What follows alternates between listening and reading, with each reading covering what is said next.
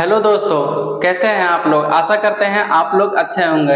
मैं Deepak Kumar, registered pharmacist from Jharkhand का एकमात्र institute government pharmacy institute Ranchi Bariatu. चलिए दोस्तों, आज का वीडियो को शुरू करते हैं। आज का वीडियो का जो हम लोग टॉपिक है हम लोग का है best career scope after 12th के बाद आप कौन कौन सा कोर्स कर सकते हैं, उसके बारे में हम लोग आज बात करेंगे। जिसमें हम लोग सबसे पहले बात करेंगे कि कौन कौन सा कोर्स है जिसको आप लोग कर सकते हैं। फिर उसके बाद हम लोग बात करेंगे ट्रेंडिंग कोर्स। ट्रेंडिंग कोर्स की मतलब कि अभी प्रेजेंट टाइम में सबसे ज्यादा कौन सा कोर्स स्टूडेंट कर रहे हैं, इसके बारे में बात करेंगे। फिर उसके बाद लास्ट में हम लोग बात करेंगे कि कौन सा कोर्स आपको करना चाहिए अभी, जिससे आपका फ्यूचर क्या हो, अच्छा हो। तो इसके बारे में हम लोग बात करेंगे। तो देखिए दोस्तों, सबसे पहला बात मैं आपको बता देना चाहता हूं कि 12th के बाद बहुत सारा ऐसा कोर्सेस है जिसको आप कर सकते हैं। बट अभी हम इस वीडियो में बात करेंगे ओनली केवल मेडिकल कोर्सेज के बारे में बात करेंगे, क्योंकि अभी के टाइम में जो है, जब से कोरोना आया है तब से क्या है, मेडिकल कोर्सेज का डिमांड बहुत ज्यादा बढ़ गया है। और क्या है, मेडिकल कोर्सेज में स्कोप भी बहुत ज्यादा अच्छा है, इसलिए डिमांड है मेडिकल कोर्सेज को। तो आज इस वीडियो में हम लोग मेडिकल कोर्सेज के बारे में बात करेंगे और उसमें भी हम बताएंगे कि मेडिकल कोर्सेज में भी सबसे बेस्ट कोर्स कौन सा है जो जिसको आपको करना चाहिए। तो चलिए शुरू करते हैं दोस्तों। देखिए, आप इंजीनियरिंग कर सकते हैं दोस्तों, मेडिकल कोर्स कर सकते हैं, उसके बाद कंप्यूटर कोर्स कर सकते हैं, उसके बाद मैनेजमेंट कोर्स सकते हैं। ये सब भी कोर्सेज बहुत ही अच्छा कोर्सेज है, बट हम बात करेंगे मेडिकल कोर्सेज के बारे में।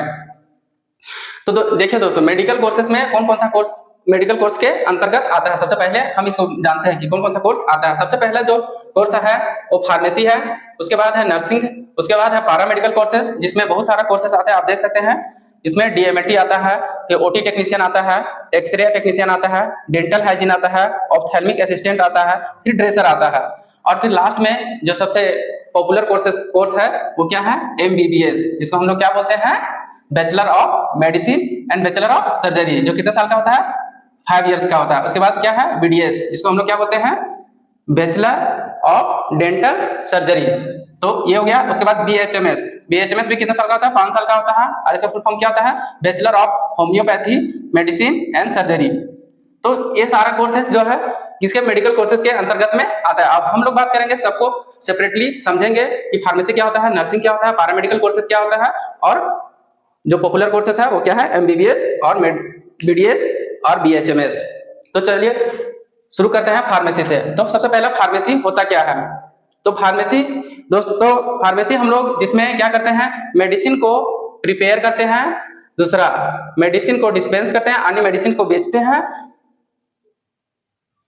और मैन्युफैक्चरिंग करते हैं, उसके बाद डिस्पेंस करते हैं और क्या करते हैं, इन्वेंशन करते हैं, मतलब नया ड्रग को खोजते हैं। तो हम लोग ये सब जितना भी करते हैं किसके अंतर्गत में करते हैं, फार्मेसी के अंतर्गत में करते हैं।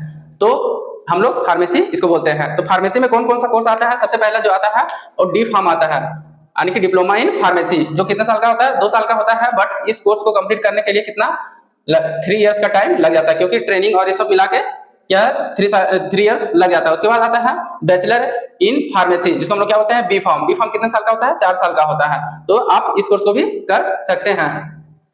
उसके बाद हम लोग बात करते हैं नर्सिंग। नर्सिंग में जो है दोस्तों, जैसे आप लोग देखते होंगे कि जब हॉस्पिटल में पेशेंट आते हैं तो उसका जितना भी ट्रीटमेंट होता है, जो दवा देने से लेके उसका जितना भी कपड़ा चेंज करना होता है और टाइम टू टाइम मेडिसिन को जो देते हैं, वो किनका काम है, वो नर्सिंग का काम है। तो अगर आपको नर्सिंग में अगर आप इंटरेस्टेड हैं तो आप नर्सिंग का कोर्सेज को कर सकते हैं। जैसे नर्सिंग में कौन कौन सा कोर्सेज आते हैं, सबसे पहला बीएससी नर्सिंग आता है, जो कितने साल का होता है, 4 साल का होता है। और नर्सिंग में भी सबसे ज्यादा जो पॉपुलर कोर्स है और मतलब सबसे ज्यादा डिमांडिंग कोर्स जो है वो कौन है, बीएससी नर्सिंग है। ये 4 साल का होता है दोस्तों। इसके बारे में हम थोड़ा सा और भी बताना चाहेंगे कि देखिए, बीएससी नर्सिंग जो होता है 4 साल का होता है। पहला अगर बीएससी नर्सिंग आप कर लिए तो आपको इतना बात तो कंफर्म है कि आपको जैसे कंप्लीट होगा उसके बाद तुरंत आपको कोई ना कोई हॉस्पिटल में जॉब लग जाएगा, ये कंफर्म है। तो बेसिक नर्सिंग का बहुत ज्यादा डिमांड है। उसके बाद इसमें नर्सिंग में ही आता है एएनएम आता है, जो 2 साल का होता है, इसको ये डिप्लोमा कोर्स होता है। और उसके बाद जीएनएम होता है, ये 3 इयर्स का कोर्स होता है। तो नर्सिंग में 3 कोर्सेज होते हैं जो पॉपुलर कोर्सेज है। उसके बाद हम लोग बात करते हैं पैरामेडिकल कोर्सेज में। पैरामेडिकल में कौन कौन सा कोर्सेज आते हैं। तो पैरामेडिकल में सबसे पहला जो आता है डीएमएलटी। आप लोग देखे होंगे कि जब कोई भी पेशेंट को अगर क्या होता है, इन्फेक्शन हो जाता है, तो जब पेशेंट आता है तो सबसे पहले उसको क्या बोलते हैं कि आप ये टेस्ट करवा के आइए। जैसे बोलते हैं कि अगर मलेरिया का उनको सिम्टम दिखता है तो बोलते हैं कि आप पहले जाकर मलेरिया का टेस्ट करवा के आइए, या फिर बोलते हैं कि आप अपना ब्लड का टेस्ट करवा के आइए। तो जो ब्लड का जो टेस्ट करते हैं वो कौन करते हैं, इस डिपार्टमेंट वाले करते हैं, DMLT वाले। तो अगर आप इसमें इंटरेस्टेड हैं तो आप इस कोर्स को भी कर सकते हैं। हाँ, ये भी बहुत ही डिमांडिंग कोर्स है। तो ये कितने साल का होता है, 2 साल का होता है। इसका डिप्लोमा कोर्स होता है DMLT, और इसका BMLT जो होता है वो 3 इयर्स का होता है।